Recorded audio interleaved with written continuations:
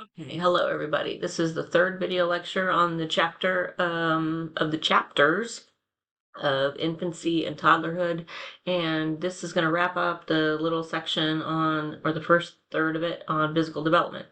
So the last slide, or the last lecture, I was talking about just this list here of different common physical characteristics of a infant, including jaundice and diaper rash. And this slide is about immunizations, which is kind of a popular topic these days, and the purpose of immunizations. So this is really the time in life where babies are given their immunization to build their immune response moving forward. So they get lots of shots during this period. And really the point that I want to make on this topic is there are reasons to be in favor of immunizations, and there are reasons that people are opposed to immunizations. And what I'd like for you to be familiar with really is not what the immunization schedule is, but to understand that the purpose of them is to build what we would call herd immunity. So the idea is that if we give babies a lot vaccines so that they will develop their own natural immune response, right? So the idea is that an immunization will trigger the immune response, the natural immune response of whoever gets the vaccine. And if we establish this immune response in infancy and then we boost it, right? So we remind the immune system over a period of time that the person will not develop these diseases. And in fact, some diseases that there are vaccinations for have nearly disappeared.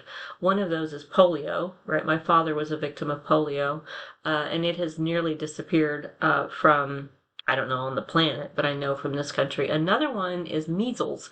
But because there is also a philosophy that is opposed to vaccines, there are different enclaves around the United States and philosophical groups that refuse vaccines. And so we have seen a resurgence, and I want to say it's measles.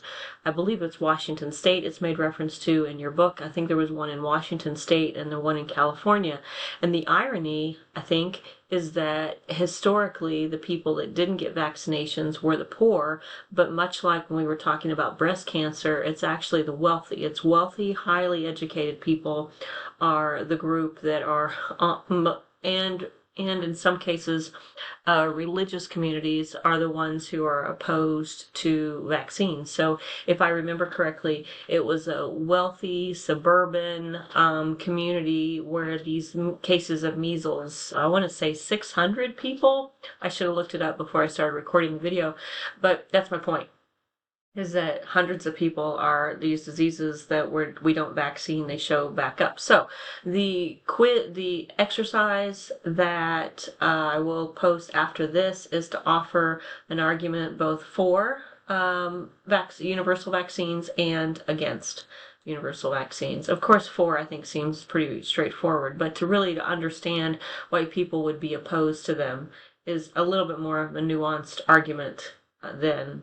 Okay, so moving on, the top causes of death to children in this age group are suffocation and drowning.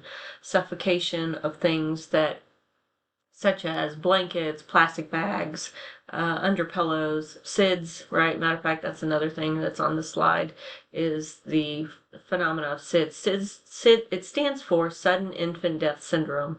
In one of the other textbooks that I use, when they talk about SIDS, they describe it as death by an unidentifiable cause. So it doesn't appear. So these are babies that are dying in their sleep for no apparent reason. They're likely to get a SIDS diagnosis. I do have would have been my niece died of SIDS before I was a member of the family. And when the story goes, I don't know if this is true, but the family lore was that when they found the baby, she had a pillow in the crib, and her parents were known to smoke in the house. And sure enough, those are two risk factors of SIDS: that smoking around the baby in the house, and to have pillows and loose fitting bedding. But there is also some evidence that there may be another congenital, unidentified condition of the baby that people don't know about. So the back to sleep campaign, which apparently has reduced the case of SIDS, you lay your baby to sleep on their back with no soft fluffy things around them, and do not smoke. Nothing loose and not too hot. Not too hot. So this is going to wrap up our lecture on physical development in infancy, and I'm going to start the next one specific to cognitive because it's kind of a different topic. Okay, I'm going to stop right here.